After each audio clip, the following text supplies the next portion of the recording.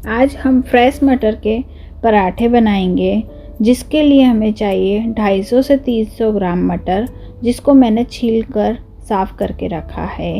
एक medium size का प्याज, जिसको मैंने बारीक काटा है, और 1 इंच अदरक का।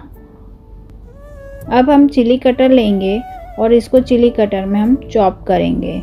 आप चाहें तो चॉपर में भी इसको चॉप कर सकते हैं, पर मैं चिली कटर में इसको चॉप कर रही हूँ क्योंकि मुझे इसका दरदरा इसको रखना है। आप देख सकते हैं ये अच्छे से दरदरा सा चॉप हुआ है।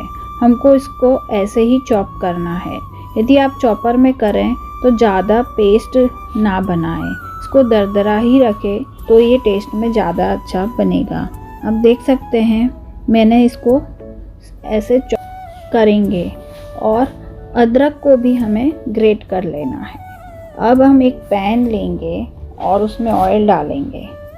गरम होने पर अब उसमें हम सौंफ डालेंगे और जीरा डालेंगे। सौंफ हमें बड़ी वाली ही लेना है, छोटी वाली नहीं लेना है। तड़के के लिए बड़ी सौंफ का ही इस्तेमाल किया जाता है, इसलिए हमने बड़ी वाली सौंफ डाली है। अब जीरा डालेंगे और इसको थोड़ा क्रैकल होने देंगे। ये क्रैकल हो जाए अच्छे से, उसके बाद ही हमें इसमें ग्रेट किया हुआ अदरक डालना है। अदरक को भी हमें अच्छे से सेकना है या सौटे करना है। उसके बाद ही हम इसमें प्याज ऐड करेंगे। आप अदरक के साथ हरी मिर्च का पेस्ट भी ऐड कर सकते हैं यदि आपको हरी मिर्च पसंद है तो। अब इसमें हम प्याज ऐड करेंगे और उसको भी अच्छे से चलाएंगे। प्याज को ज़्यादा लाल होने तक नहीं पकाना है, उसको ट्रांसपेरेंट या पिंक कलर तक ही हमें पकाना है। आप देख सकते हैं कि इसका कलर ऑलमोस्ट पिंक सा हो गया है। अब हम इसमें मटर को डालेंगे जो हमने चॉप करके इसमें रखा हुआ है। मटर को ऐड करके हमें इसमें अभी नमक नहीं डालना है, नहीं तो इसका कलर काला पड़ जाएगा।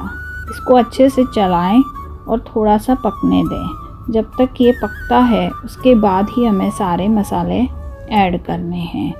आप देख सकते हैं कि ये ऑलमोस्ट पकने को आया है। अब हम इसमें सारे मसाले ऐड करेंगे। सबसे पहले हम इसमें दरदरा पिसा हुआ घर का मसाला ऐड करें, आधा चम्मच डालेंगे। उसके बाद हम इसमें धनिया पाउडर डालेंगे। धनिया पाउडर भी आधा चम्मच लेंगे। थोड़ा सा रेड चिली पाउडर डालेंगे। आप रेड चिली पाउडर की जगह हरी मिर्च का पेस्ट भी पहले डाल सकते हैं। और इसमें 1/4 स्पून गरम मसाला ऐड किया है। गरम मसाला आप यदि स्किप करना चाहें तो कर सकते हैं, आपकी चॉइस है। यदि आपको पसंद है तो आप डालें। आप देख सकते हैं कि मसाला हमारा तैयार हो चुका है। अब इसमें हम लास्ट में नमक ऐड करेंगे। आप सादा नमक भी ऐड कर सकते हैं और उसके साथ थोड़ा सा ब्लैक सॉल्ट भी ऐड कर सकते हैं, काला नमक। अब ये मसाला अच्छे से पक चुका है। अब हम इसकी गैस बंद करके इसको ठंडा होने के लिए छोड़ देंगे। तब तक ये ठंडा होता है हम आटा लगाते हैं। मैंने यहाँ पर 2 कप आटा लिया है, उसमें 1 चम्मच नमक डाला है, थोड़ा सा जीरा डाला है। आप यदि जीरा डालना ना चाहें तो स्किप भी कर सकते हैं। और 2 चम्मच मैंने ऑयल डाला है। ऑयल डालने से पराठे थोड़े खस्ता और क्रिस्पी बनते हैं, तो आप डालें। यदि आप ना डालना चाहें तो ना भी डाल सकते हैं। अब इसका हम एक आटा लगा देंगे। हमको रोटी जैसा स्मूथ सा आटा लगाना है, ज़्यादा टाइट आटा नहीं लगाना है। यदि ज़्यादा टाइट आटा लगाया तो पराठे फट जाएंगे, स्टफिंग बाहर निकल जाएगा। इसलिए हमें स्मूथ सा ऐसे डो बनाना है और डो को 2 से 3 मिनट के लिए अच्छे से पटक के उसका स्मूथ सा डो बनाना है, जिससे कि उसमें अच्छे से ग्लूटेन निकले। अब इसको हम कम से कम 15 से 20 मिनट के लिए ढककर छोड़ देंगे। अब हम धनिया पुदीने की चटनी बनाएंगे, जिसके लिए मैंने 1 कप धनिया लिया है। उसमें 8 से 10 स्टेम मैंने पुदीने के लिए हैं। आप अपने हिसाब से पुदीने को कम ज़्यादा कर सकते हैं। अब 1 चम्मच जीरा लिया है, आधा चम्मच नमक लिया है और पुदीना और धनिया डालेंगे। अब इसको हम पीस लेंगे। पीसने के लिए हम इसमें 1 चम्मच दही का इस्तेमाल करेंगे। 1 बड़ा चम्मच दही लेना है। दही की जगह आप पानी भी ले सकते हैं। आप देख सकते हैं इसका कलर ग्रीन बहुत ही अच्छा आया है। दही डालने से इसका कलर अच्छा आता है। आप दही की जगह यदि पानी लेते हैं तो उसमें आधा चम्मच नींबू का रस हमें डालना है। आप इस चटनी को 1 हफ्ते तक फ्रिज में स्टोर करके भी रख सकते हैं। अब हम खट्टी कड़ी बनाएंगे। इसके लिए हमें चाहिए 1 बड़ा चम्मच बेसन और 1 चम्मच धनिया पाउडर डालेंगे और उसमें हल्दी डालेंगे। हल्दी 1/4 स्पून ही हमें लेना है और 1 आधा चम्मच हम नमक डालेंगे। नमक की क्वांटिटी आप अपने हिसाब से कम ज़्यादा कर सकते हैं और इसका एक घोल सा बना लेंगे। इसको लम्प फ्री घोल हमें बनाना है, नहीं तो इसमें गांठें पड़ जाएंगी तो उसको आपको फिर छन्नी से छानना पड़ेगा। इसलिए इसका एक पहले कम पानी डाल के घोल बनाएं, फिर उसमें ज़्यादा पानी ऐड करें। इसमें हम खटाई के लिए साइट्रिक एसिड का यूज़ करने वाले हैं। हम दही से नहीं बनाने वाले हैं। आप चाहें तो दही से बना सकते हैं, लेकिन ये मारवाड़ी स्टाइल कड़ी है तो हम इसको बेसन और पानी से बनाएंगे और खटाई के लिए साइट्रिक एसिड डालेंगे। आप देख सकते हैं इसका घोल इतना पतला हमें रखना है, क्योंकि जैसे जैसे ये उबलेगा तब ये गाढ़ा हो जाएगा। अब हम इसमें 1 चुटकी साइट्रिक एसिड ऐड करेंगे। खटाई की क्वांटिटी भी आप अपने हिसाब से डबल कर सकते हैं। अब इसको अच्छे से मिक्स कर लेंगे। इसका तड़का बनाने के लिए एक पतीला लेंगे, उसमें ऑयल डालेंगे। आप ऑयल की जगह घी भी डाल सकते हैं और 1/4 स्पून हम राई डालेंगे और आधा चम्मच या उससे कम सौंफ डालेंगे। सौंफ हमने बड़ी वाली डाली है और 4 से 5 टुकड़े हरी मिर्च के डालेंगे और ये घोल को हमें डाल के तुरंत ही हिलाना है और गैस की फ्लेम धीमी रखें।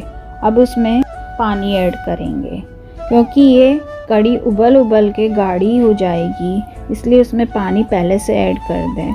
यदि आप बाद में पानी ऐड करेंगे तो ये गाढ़ा सा बन जाएगा और उसमें गांठें पड़ जाएंगी। हम देख सकते हैं ये अच्छे से बॉईल हो चुका है। अब हम इसमें धनिया डालेंगे जो मैंने काट के रखा हुआ है। अब इसकी गैस की फ्लेम बंद करके ढक के छोड़ देंगे।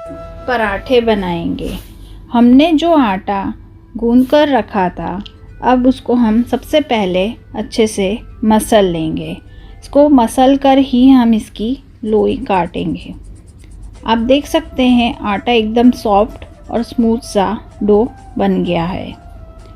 इसकी हम इतनी बड़ी बड़ी लोई काट लेंगे और इसको एक रोटी बेलेंगे। रोटी को एकदम बड़ा नहीं बेलना है, मीडियम साइज़ का हम बेलेंगे।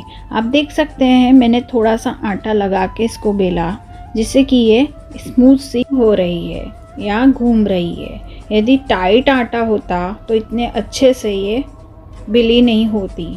अब इसमें हम स्टफिंग भरेंगे। स्टफिंग आप अपने हिसाब से कम ज़्यादा भर सकते हैं, पर इसकी अच्छी सी टाइट सी स्टफिंग भरते हैं तो पराठे ज़्यादा अच्छे लगते हैं। आप देख सकते हैं इसको पलट ऐसे दबा दबा के ही इसकी पोटली सी बना के और इसकी हवा निकाल के ही हमें पराठा बेलना है। यदि उसमें जरा सी भी हवा रह गई तो पराठा फट जाएगा। इसलिए पहले इसको दोनों हथेली से ऐसे दबा के उसमें से हवा हो तो निकल जाए, इसलिए उसको हमें दबाना है और फिर अच्छे से ऐसे रोल कर लेंगे। इक्वली हमें बेलना है, मोटी पतली ना रहे, ऐसे बेलेंगे। अब एक तवा लेंगे, उसको गरम करेंगे। मैंने यहाँ पर लोहे का तवा लिया है। आप चाहें तो नॉनस्टिक तवे पर भी बना सकते हैं, पर यदि हम लोहे के तवे पे बनाते हैं तो पराठे खस्ता बनते हैं, इसीलिए मैंने लोहे का तवा लिया है। अब देख सकते हैं पराठा एक साइड से अच्छे से पक रहा है और हम इसको पलट देंगे और गैस की आंच को हमें धीमी ही रखना है। हम जब इसमें ऑयल डाल के इसको क्रिस्पी करेंगे तभी हमें गैस की फ्लेम को बढ़ाना है, उससे पहले हमें धीमी गैस पर ही इसको सेकना है। ऐसे ही हम सारे पराठे बनाएंगे। अब इसमें हम ऑयल डालेंगे और इसको पलट के हमें सेकना है। आप ऑयल की जगह घी का भी यूज़ कर सकते हैं। अब इसको आप देख सकते हैं अच्छे से ये फूल गया है। दबाकर हमें सेकना है, ये लाल हो जाएगा। सभी साइड से ऐसे दबाकर सेकेंगे तो सब साइड से अच्छे से ये खस्ता बन जाएगा। आप देख सकते हैं कि ये अच्छे से रेड हो चुका है। अब हम इसको ऐसे दबा के दोनों साइड से पलट पलट के निकाल लेंगे।